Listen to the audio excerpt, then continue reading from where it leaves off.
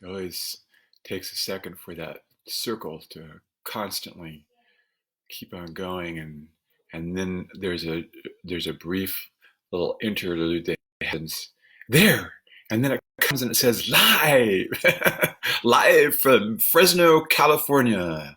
I'm Brian Martin, and every Sunday morning at this time I share the gospel lesson from the Revised Standard Lectionary, and this year it's Luke chapter 24 for this third Sunday of Easter. Each Sunday has its own gospel lesson, and today is Luke 24:13 through 25, maybe even longer. All right. So the season of Easter is 7 weeks long, and during this season, we have these wonderful stories, these post-resurrection stories of Jesus. The idea of resurrection is more than what people know or realize.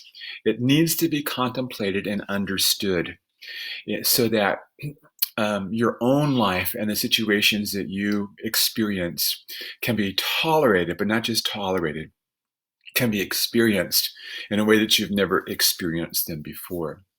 The common idea about resurrection is that it is rising from the dead, but that is a misnomer.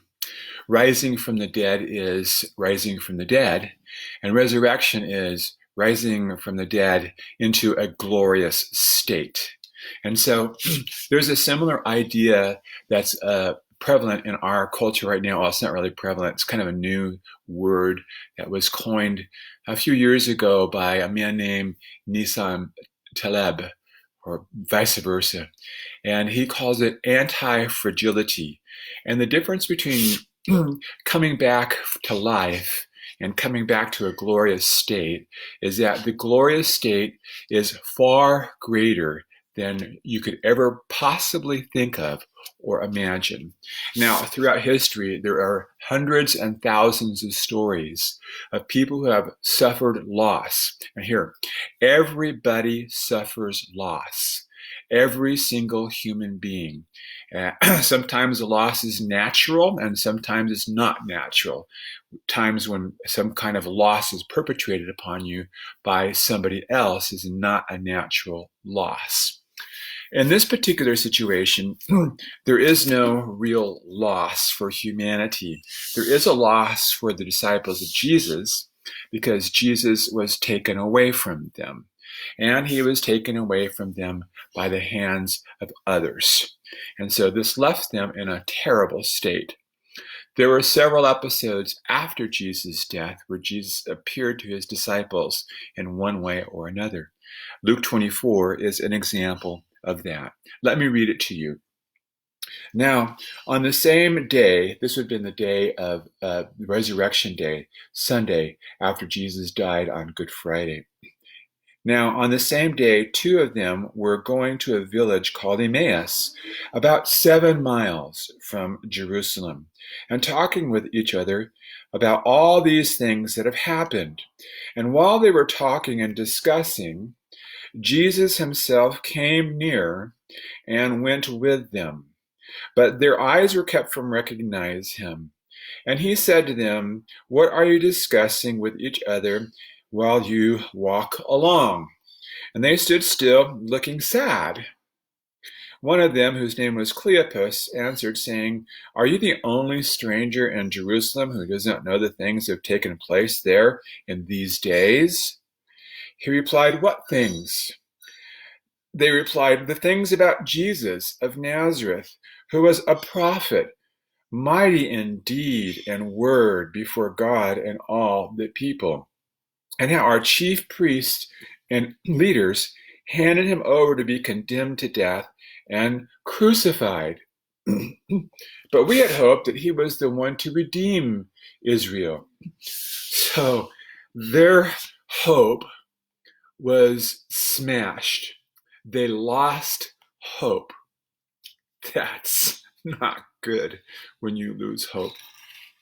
In this passage that I'm sharing with you today, there are several rituals that Jesus invokes that helps these lost ones deal with their loss in a dramatic and a new way, a way that they never thought or perceived of as possible. One of them is that he just came near. So the ritual of coming near is something that I want you to hold in your head, because when you come near to people who are experiencing loss, it is one of the things that helps them process the loss just by coming near. Jesus is now going to entertain them with another way to help people deal with loss, but not just deal with it so that you feel better and your life is kind of back to normal, but he's going to make them feel better than they ever could have imagined possible, and their life changing in a way so much more dramatic than they ever thought possible. Let me share with you. They go on and say, yes, and besides all this, it's the third day since these things took place. Moreover, some women of our group astounded us. They were at the tomb early this morning, and when they did not find his body there, they came back and told us that they had indeed seen a vision of angels who said that he was alive. And some of those who were with us went to the tomb, and they found it as the women had said, but they did not see him. And then he said to them, this is Jesus, "Oh, how foolish you are, and how slow of heart to believe all the prophets have declared. Was it not necessary that the Messiah should suffer these things and then enter his glory?" And then, beginning with Moses and all the prophets, he interpreted to them the things about himself in the scriptures. So Jesus engaged them in the story of their faith.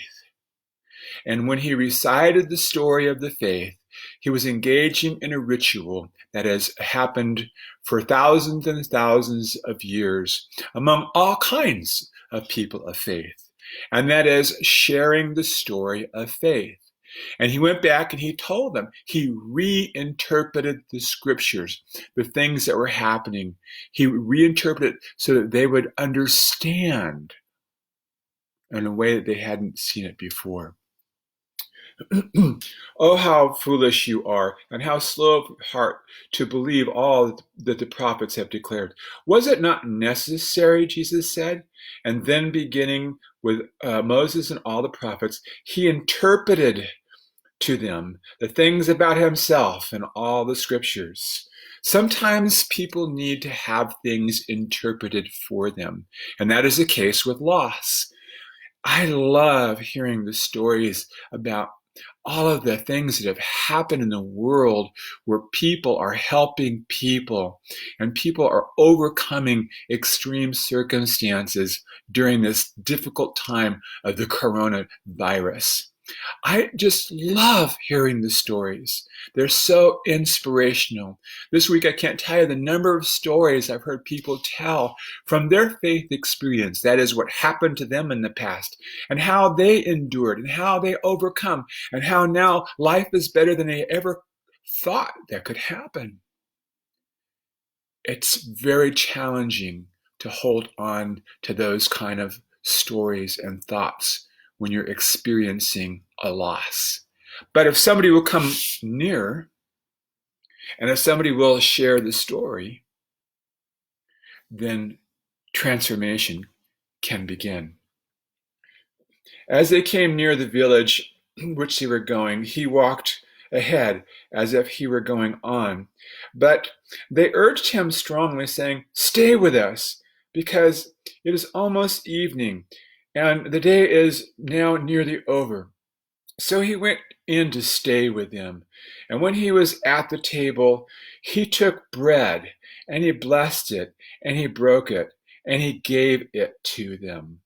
Now, you might recognize that as one of the most important rituals in Christianity, the breaking of the bread. But let me just first remind you this. It was only a common meal. What makes a common meal special is when it's ritualized. What makes it easier for people to process their loss is when they experience rituals that help them to see better. And this is exactly what happened with these particular disciples. As Jesus broke bread with them, they gained their sight and they recognized what was happening. And what follows is astounding.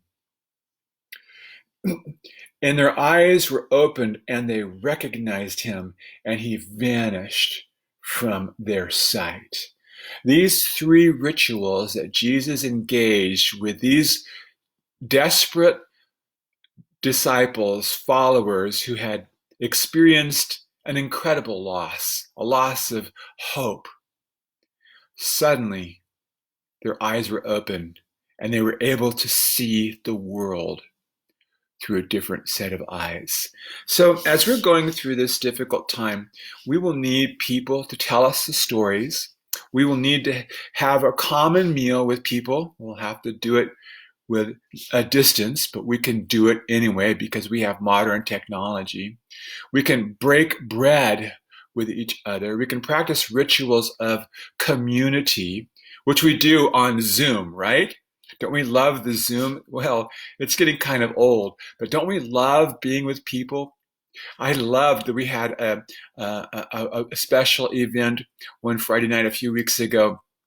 It was happy hour, and we had a happy hour Zoom, and we got to talk with each other, and we got to share with each other, and we encouraged each other. It was that kind of breaking of bread, that kind of a ritual that we need to engage in so that we can get the strength and restore the hope and have the faith to move forward stronger than ever before. And they said to each other, "Were not our hearts burning within us while he was talking to us along the road, while he opened the scriptures to us?" At the same hour they got up and they returned to Jerusalem, and they found the 11 and their companions gathered together, and they were saying, "The Lord has risen indeed, and he has appeared to Simon." And then they told what had happened on the road, and how he had been made known to them by the breaking of the bread. So this idea of resurrection is much greater than just coming back to life. It's a way of living that greatly exceeds and is greatly beyond anything they could think of or imagine. And when I hear the stories of the elders who tell us what they experienced in the past, from World War II, from their own personal tragedies, from the difficult times in business that they had, through the losses that they suffered, and they say, we had no idea that our life was going to end up so fabulous. I love that word, fabulous. That is what we need to do to help people now, to share the story so that they can experience a resurrection that's not just returning to the way that life was before, but a way of life that so freaking exceeds what they could think of or imagine. That's what awaits us when we have faith, when we have hope, but not just the kind of hope that is, kind of like out there. It's hope that's based on things that have actually happened. It's hope that shows us that there's this wonderful life, and we haven't even begun to experience it as fully as we can. I'm Brian Martin. Thank you for joining me today. And I didn't get a chance to leave much information, so I'll go back and make some edits on the description a little bit later. But the gospel lesson today was from Luke chapter 24, verses 13 through 25, and it's the third Sunday of Easter. Join me again next week at around this time. I record this at 9 o'clock on Sunday mornings. And if you're available on Saturday morning at 9 o'clock, I also do a reading from a book, one of my books. And right now I'm reading from the book called Eternity is the E in Love. I have a lot to share with you. God bless you. Have a blessed day, and I look forward to seeing you next time. Bye-bye.